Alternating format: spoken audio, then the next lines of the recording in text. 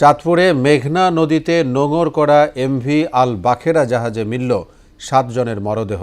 আর মুমূর্ষু অবস্থায় 3 জনকে হাসপাতালে ভর্তি করা হয়েছে। একে ডাকাতির ঘটনা বলে উল্লেখ করেছে পুলিশ। নৌপুলিশের চাঁদপুর অঞ্চলের সুপার সৈয়দ মুশফিকুর রহমান বলেন, নৌযানটিতে থাকা ব্যক্তিদের দেশীয় অস্ত্র দিয়ে আঘাত করে হত্যা করা হয়। বিস্তারিত জানাচ্ছেন তাহসিন তারিন। চাঁদপুরের হরিণা ফেরিঘাট এলাকায় মেঘনা নদীতে নোঙর করা একটি জাহাজে 7 জনের মরদেহ মিলেছে। নৌ পুলিশ জানায়, পণ্যবাহী নৌযানটিতে থাকা ব্যক্তিদের দেশীয় অস্ত্র দিয়ে আঘাত করে হত্যা করা হয়। প্রাথমিকভাবে একে ডাকাতি বলছে পুলিশ। এই বিষয়ে আরও অনুসন্ধান করা হবে। আমরা দ্রুত ঘটনাস্থলে আসি। এসে আমরা ভিন্ন ভিন্ন রুমে 5টি লাশ শনাক্ত করি এবং 3 জনকে মুমূর্ষু অবস্থায় উদ্ধার করি। প্রাথমিক কার্যক্রম চলছে।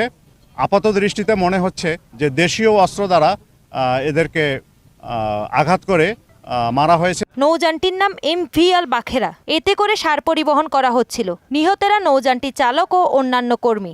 আলবক্তিয়ার নাম করে জাস্ট যখন ডাকাতি হয়েছে, এখানে জাস্ট যখন ঠেকা, তখন আমার ক্যাপ্টেন বিএসএফ 16 নম্বর চ্যানেলের ভিতরে জানতে পারলো যে জাস্টটা ডাকাতি হয়েছে এবং 8 জন স্টাফকে খুবই তারা হত্যা করছে। তখন আমরা ডিসিশন নিয়ে আমরা ডাইন সাইডে চাপায়া আমরা নৌকো নিয়ে একটা জায়গায় আসি।